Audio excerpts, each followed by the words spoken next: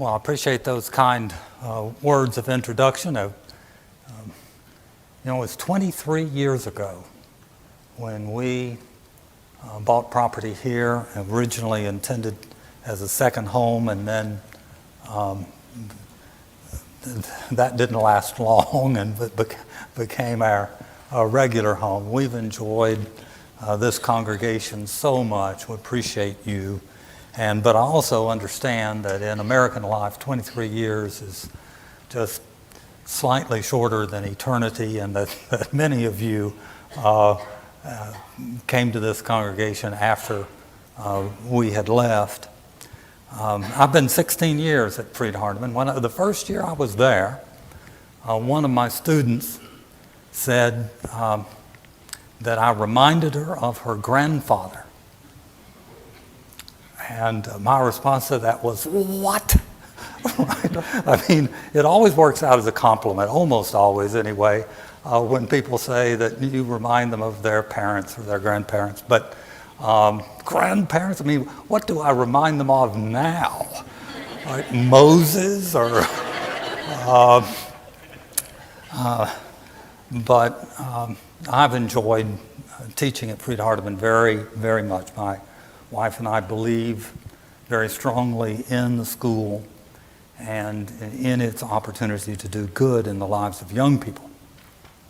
I have taught all my adult life, indeed, since before I was an adult. I started teaching the adult class in church 56 years ago. And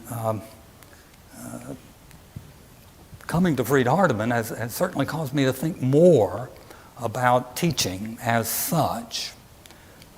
You never know, right? I'm accustomed to people ignoring me. Right? It's one thing that preachers and lawyers have in common, right? If you say something that people don't want to hear, well, they don't hear it too well. But you never can tell when people might be listening. When they might actually pay attention to what you're saying and do something in accordance with it. And this summer, as you consider the way in which Jesus is teaching, not just the substance of each of the parables, but the fact that he chose to teach in parables, I would encourage you to think about what can be properly reasoned from that choice. Every teacher, it's one of those things that sometimes you wish were not true, but whether you like it or not, it is always true that every teacher, every single time that they get up and teaching about the Bible is teaching three things. Right? They are teaching the particular passage, hopefully, that they have been asked to comment on. Not always is that the case. I've been on the lectureship committee that runs the Freed-Hardeman lectures, or that sets them up, is a better term, better phrase, for all of those 16 years.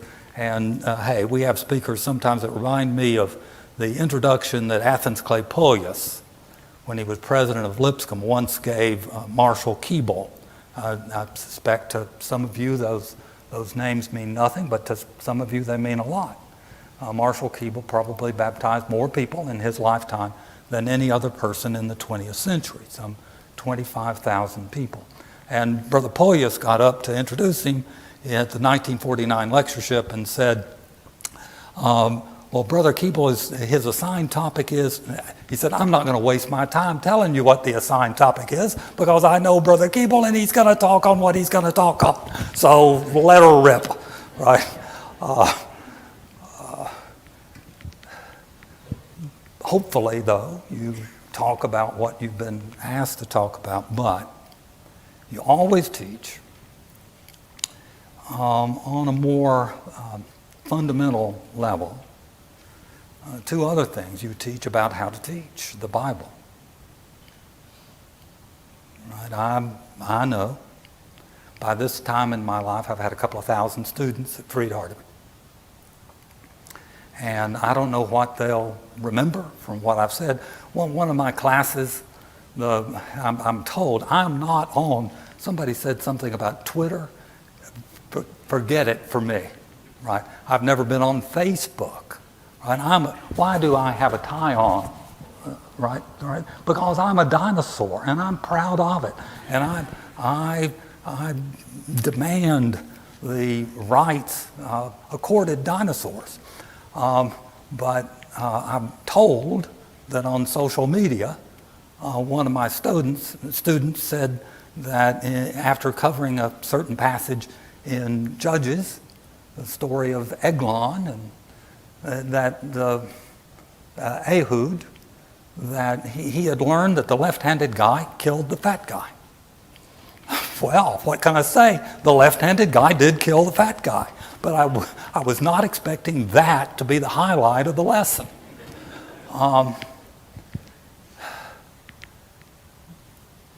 There'll be people who copy or influence in some way by the way that I teach the Bible, looking at totally different passages. And that's certainly true for me. Who most influenced my method of teaching? And the answer is somebody who wasn't a Bible teacher at all. It was my freshman English teacher. And he was famous in academia. He passed away very, very soon after I graduated, but unknown to the general public. But his freshman English teacher that had a great influence on him, his name would be known to you because his freshman English teacher was Robert Frost, the great poet. And my teacher said that reading was an act of love. You turned yourself off, right? And you listened as quietly as you could, as intently as you could, to exactly what somebody else had to say. And that teaching or writing about literature was also an act of love and respect. That if you thought that what you were writing about, if you thought Shakespeare was fine, then you wanted to write in a manner worthy of it. And you take those principles and apply them to the Bible, and they're pretty strong principles. Can we quiet ourselves? Listen to exactly what God has to say. And when we respond in a fashion worthy of what God has to say. Paul, 4 times in his letters, uses expressions that are almost syntactically identical in Greek, saying to live or be a citizen or act in a fashion worthy of the gospel.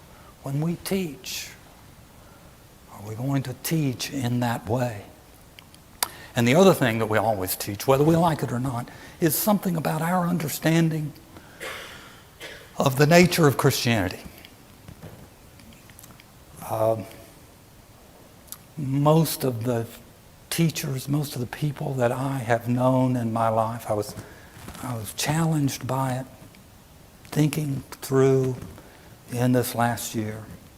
Had plenty of time to think. I've had reason to think. I had the coronavirus last summer and was very sick. And even before that, I had a local neurologist in Jackson, Tennessee. Tell me I was dying. I had a rare disease of the brain that would kill me. It was really encouraging. And the Mayo Clinic begs to disagree, which I'm glad is true. But never being told that you're dying is thought-provoking, right? what are we about? What is this business of Christianity? And when I think about the people who have impacted my life, do you know that often I can't remember a single thing that they ever said? I don't remember any detail. I remember who they were, not what they said.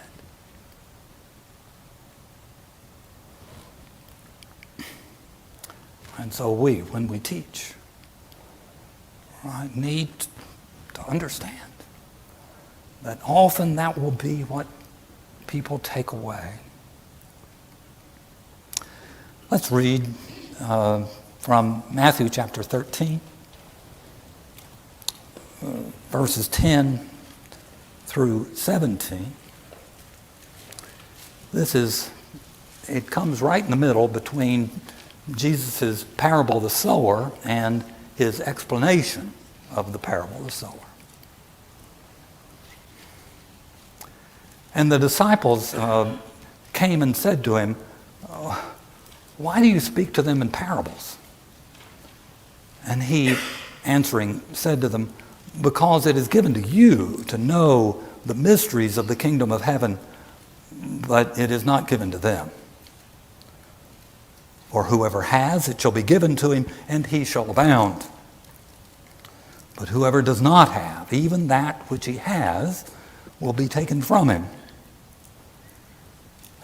For this reason, I speak in parables to them, because seeing they do not see, and hearing they do not hear, nor understand. And the prophecy of Isaiah that says, the prophecy is fulfilled for them that says, you will surely hear and not understand, and surely see and not behold. For the heart of this people has grown dull, and they hear with ears of heaviness, and they shut their eyes, lest they see with their eyes and hear with their ears and understand with the heart and turn, and I should heal them. But blessed are your eyes because they see, and your ears because they hear. For truly I say to you that many prophets and righteous men desired to see what you see and did not see it, and hear what you hear and did not hear it. When I teach the life of Christ, I often ask my students, professors love trick questions, or questions that they know or anticipate will get the wrong answer for the first time. Occasionally you have some student who ruins everything by giving the right answer right off the bat. But I'll ask my students, why did Jesus teach in parables? Why did Jesus say that he taught in parables? And you can usually count on people to say, well, so that the common people could understand the gospel. And that's the wrong answer to the question, at least as I phrased it the second time. Right? It's the right answer, is part of the right answer as to why Jesus taught in parables. The word parable is a good Greek word. Comes from a verb that means to ball, right? Ball. That to throw a ball alongside something. You create an image, and you use that image to compare with another reality. And like the word metaphor, which is also a good Greek word, parable is often described as an extended metaphor. Metaphor means literally to carry over. You've got something, and it provides a kind of pattern. And by using that pattern, you provide insight into the nature of something else. But what Jesus said was the purpose of teaching in parables, was to prevent people from understanding? Which people? Why would God intentionally confuse people? And the answer is confusion is a good thing when it's a step in the right direction. When people think that they've got it, but are wrong. And they have to be taken back to square one so that they can understand it as they really should. There were a great many people, I suppose, like Nicodemus. You ever thought about Nicodemus? Have you ever sympathized with him? Do you think after the conversation with Jesus recorded in John chapter 3 that Nicodemus didn't go home and say to his wife, "What?" Right? But Nicodemus is a teacher in Israel. Right? He thinks I suspect that he was expecting Jesus to be so appreciative of his support, even though it was given in the middle of the night. Right? But Jesus says you must be born again. Are you a teacher of Israel and don't know these things? And the answer was yes to both of those things, right? He was a teacher of Israel and he didn't know those things. He had to learn. Every valley shall be exalted.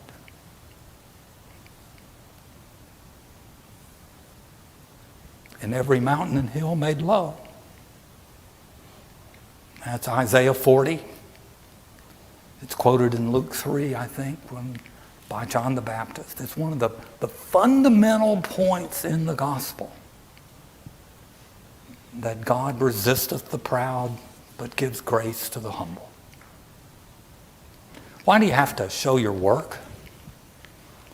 We don't have the young people with us, but some of you like me. I was talking to, we have a class in the church where Becky and I belong in Henderson. It's called the Primetime Class, and a more accurate title would be the Geezer Class. But I was saying to them that I didn't know their life history, and some of them had a lot of life history to know. All right, but many of us probably can remember dimly a time when we went to school and we had to show not just the answer, right, but how we got the answer. Why? And the reason is because how you get the answer matters. A young preacher asked me once whether when Paul says, and he says in different wording, but essentially the same basic idea a number of times, maybe half a dozen times, something along the lines that we have the mind of Christ. And the young preacher asked me, does that mean that we come to the same conclusions as Christ came to? Or does it mean that we think like Christ? And the answer to that either-or question, like most really good either-or questions, was yes. Right? It means both things. I will not go to heaven. See, if heaven is a place where I'm going to be happy eternally, and not just a way to avoid hell, then I need to belong there. I don't need to subscribe to some list of conclusions so that they'll let me in the door. My character needs to have changed so that I can say it is no longer I who live, but Christ who lives in me. If Christ lives in me, then my living in him is going to be natural. But if he doesn't live in me, nothing can substitute for that. And so Jesus chooses to teach by parables is a very a powerful indication of two things. It's a powerful indication of the nature of the Christian message, and it's a powerful indication of the nature of the Christian life. Let's talk about the Christian message first. It's simple. Now, I spent a lot of time learning Greek in my lifetime, and I've learned Hebrew too. Somebody asked me, did I like Hebrew? And I said, I like Hebrew so much that I've learned it 3 times. Right? I learned it, didn't use it, forgot it, had to learn it again, didn't use it, forgot it, learned it. Okay, I've spent thousands of hours in my lifetime reading Greek. This summer, I've been reading Aristophanes. And you know what the easiest Greek surviving from the ancient world is? It's this. Many a Greek student has gotten to the point where they can read the Greek New Testament and say, I know Greek. No, you don't. You got 3rd grade reading level Greek. That's great, right? But God's message is simple.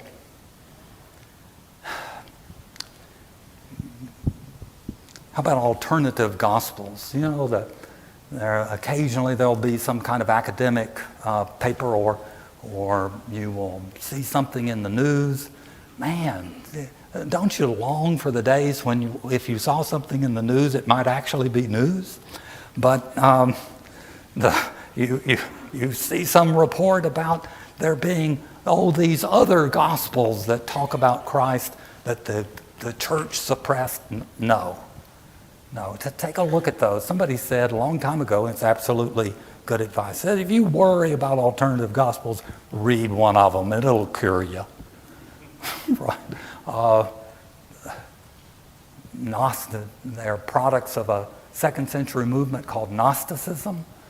That is, people who thought that knowing was what God wanted from you. And God loves intellectuals. And those so-called gospels aren't gospels. They're a mess.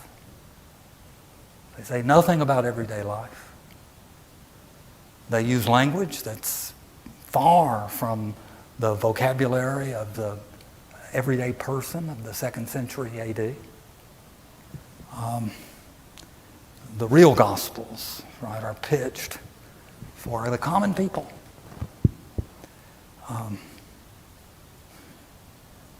Think of the passages. What does God want from us?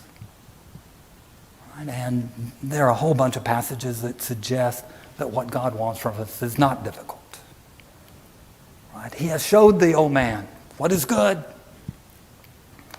And what doth the Lord require of thee?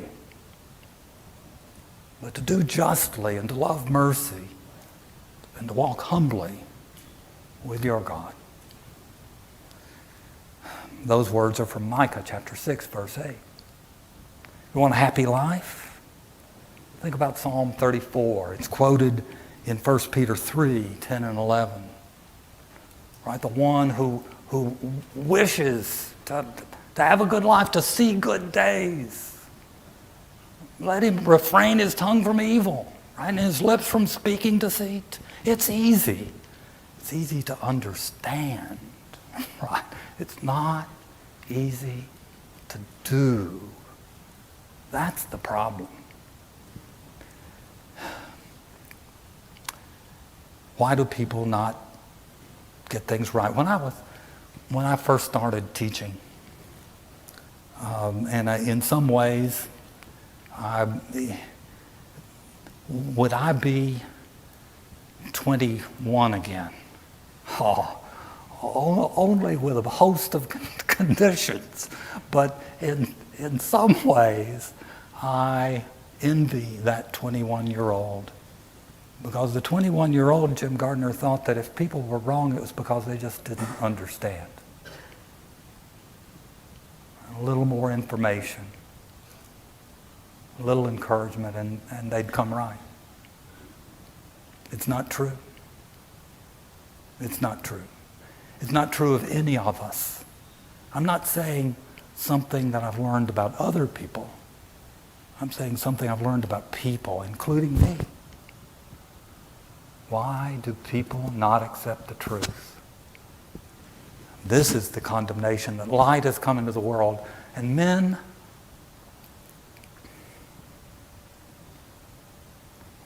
love darkness rather than light because their deeds were evil. A couple of chapters later, that's of course from John chapter 3, a couple of chapters later, Jesus says, "How can you believe, you who receive glory from each other and do not seek the glory, the honor that comes from God?" Christian message is simple. It doesn't require expertise. It requires humility. I wish I could claim, right, that all those hours spent in Greek had produced some more fruit than they have. I suppose that the single greatest good in my life from having learned Greek is to be able to say to people who make complicated arguments from Greek, and I've learned, again, through the lectureship, that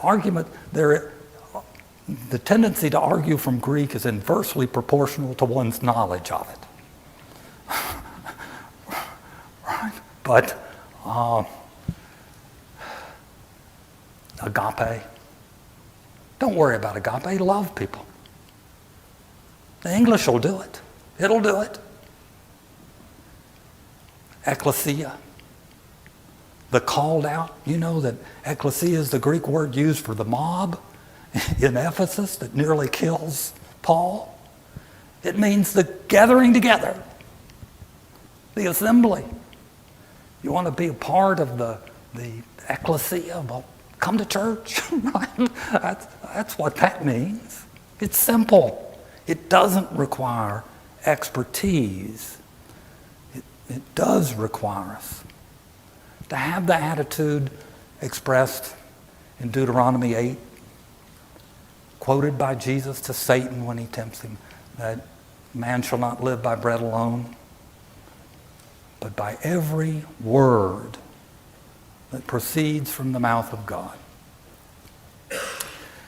A person who had the greatest influence on my family at one remove, on my mother and my uncle, was a man named S.H. Hall. He was a longtime preacher for Russell Street in Nashville, a congregation that I think no longer exists, but in its day was one of the largest congregations in the country. And he was chairman of the board of trustees of Lipscomb and described by his enemies as the Pope of Nashville. But Brother Hall, preaching on the passage, lived by every word that proceeds from the mouth of God, used it to talk about giving in the church, contributions. Boy, he wouldn't last as a local preacher these days, but he is exactly right? To talk about living by every word that proceeds from God as an abstraction is meaningless. The question is, when you actually face a question of practical impact, what am I going to do? Are you going to listen to what God has to say and do it? And another point that's suggested about the nature of the Christian message is that it is about everyday life. The reason why the parables can work is because the things that are thrown along beside, right, actually correspond to the things about which they teach. I don't know how many of you have read a commentary written in the last 30 years. Certainly by somebody, this is occasionally, alas, true by people writing who are members of the church, but it's particularly true of so-called Protestant scholarship. It's less true, actually, in Catholic scholarship. But you tried to read a commentary. I bought a book, a commentary on Judges, once from my very dear friend, a person I greatly admire, Clyde Woods, who taught at Frieda Hardeman. I think Abraham was one of his first students. And I took it with me on a mission trip to Romania. Right? And I'm there and I don't have a whole bunch of books, and so I keep coming back to it, trying to find something in it that might actually be worth. And I told him that the highest and best use of that commentary was to start campfires. It was awful, right? Because it wasn't about the message of Judges. There's an old joke about Moses' lard that some of you may remember, that a farmer is struggling with the book of Romans, and he asks the preacher to recommend a commentary, and the preacher recommends Moses' Lard's commentary and gives him the commentary, and the farmer comes back 3 weeks later and hands back the commentary, and the preacher says, well, how about it? How did you like it? And he said, well, I think Romans throws a lot of light on lard. Right? Look at what people who think of themselves in a pretentious way as scholars say and write about the gospel, and compare it to the way Jesus teaches. And they're almost incomparable, right? They're different worlds. And that ought not to be the case. Now, not only, and I know I need to move much more quickly, but not only does the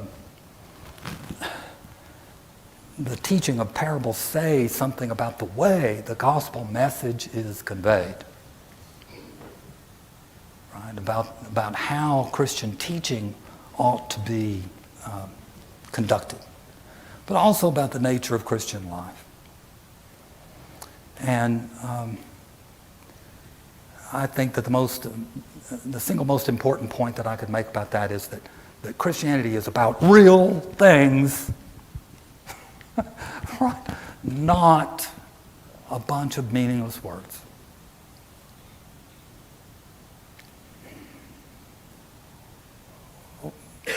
In 1985, I graduated from law school, and our oldest daughter, 3 days before my graduation, was feeling in her stomach and felt a sudden big lump, and it was a tumor on her liver, the size of a softball.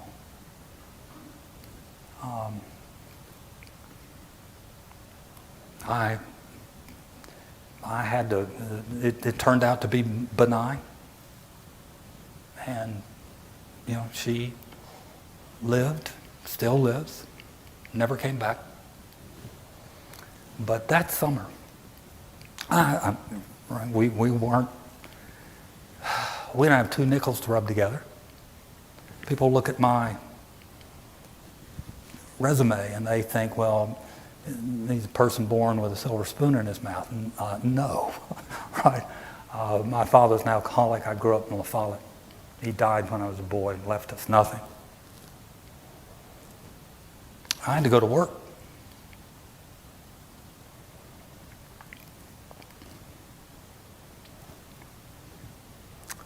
And sitting in church, listening to someone preach and say nothing,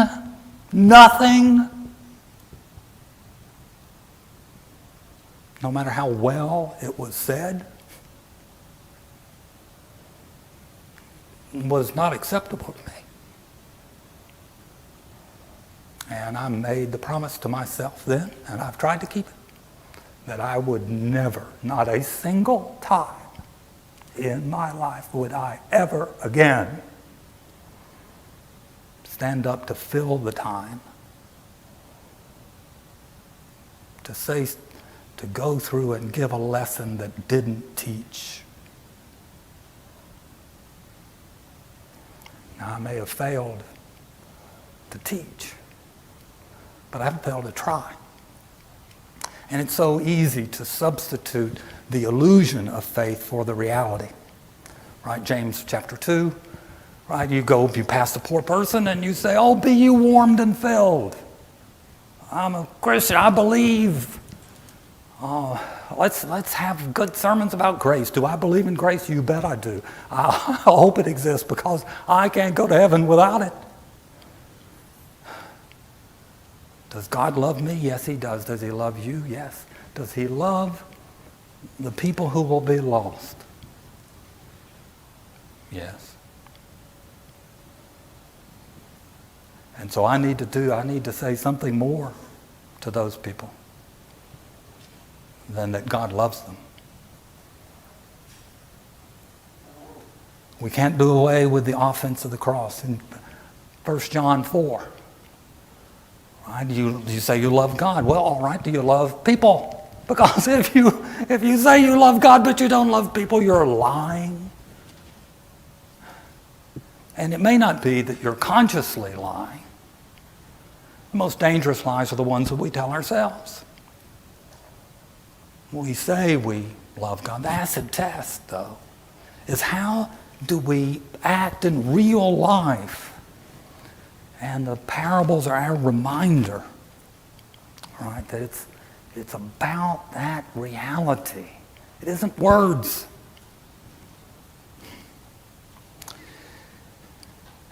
And that the real life works the same way, whether physically or spiritually. And I would say that the strongest example that I can give in today's world is so-called postmodernism. Now, there's no objective reality. I'm going to fly in a couple of weeks, and I'm counting on not having a postmodernist pilot. Right? I'm counting on the engineers at Boeing not being postmodernist engineers. I had a medical procedure yesterday. I'm counting on my doctors not being postmodernist doctors. We know that's nonsense in every area of life where there has to be a reckoning. People in religion and politics and sociology say things that if they thought about them in the context of everyday life, they'd know they were crazy. Right? Of course, there's a right and wrong. Of course, actions produce results, and different actions produce different results. Be not deceived, God is not mocked. You can't make fun of God. You can't fool him. Whatever a man sows, that shall he also reap.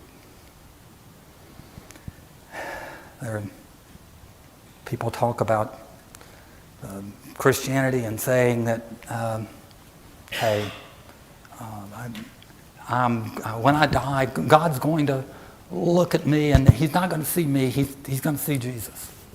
There's a sense in which that's true, but man, as C.H. Spurgeon said 150 years ago, nobody ever went to heaven incognito. You're not going to sneak in. God knows who you are. And so we'd better know who we are and face who we are. And if we're not who we ought to be, we need to change. It's not something we can do by ourselves. That's where grace comes in. But facing reality, that's this consistent theme in the parables. And facing reality over time. The great agricultural parables of Jesus certainly illustrate this point. I did run a marathon again this spring. Now, I ran a laughable marathon. I finished first in my age group.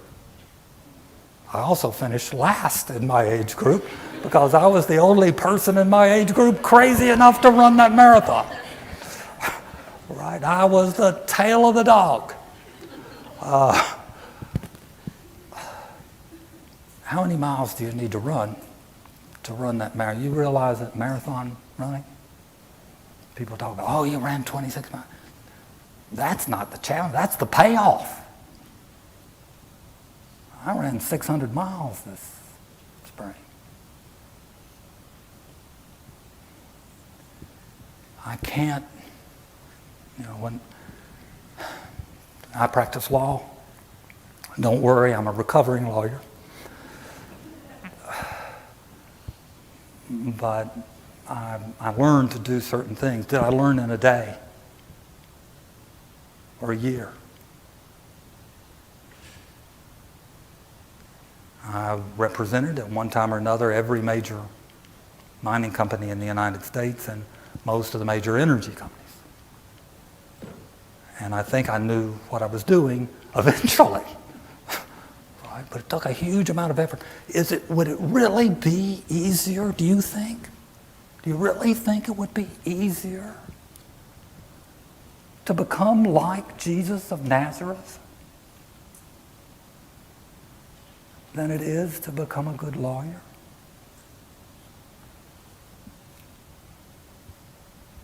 I doubt it.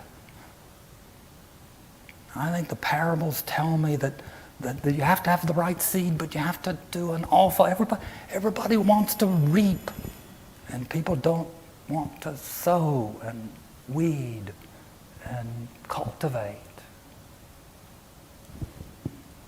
Now I'll close.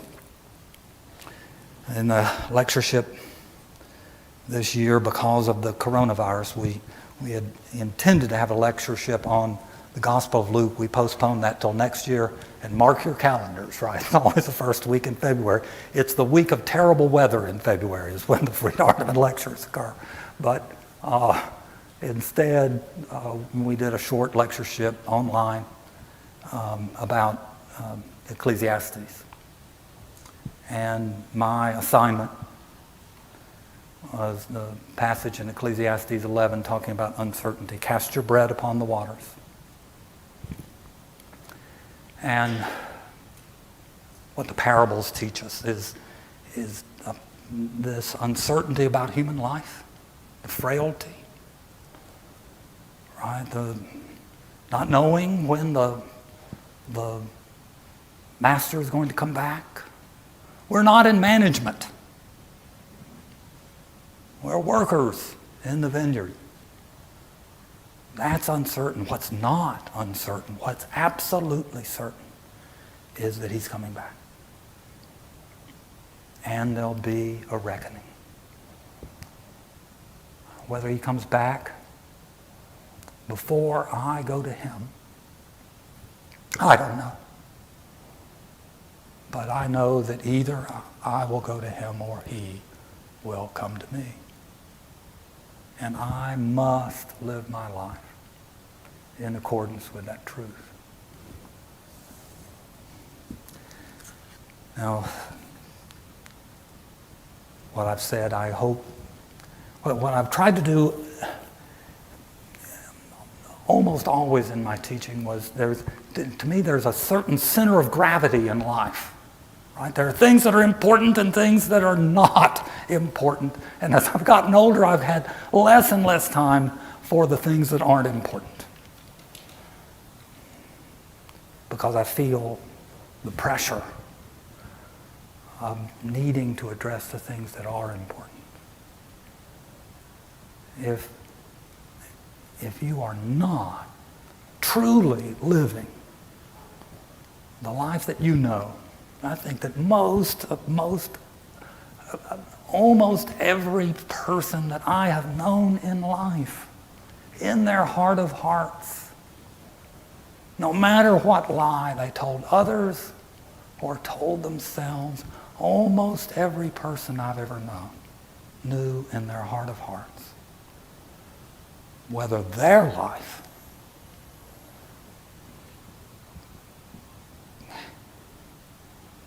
was in union with the life of Christ. If yours is not, if you're not a Christian, you need to become one.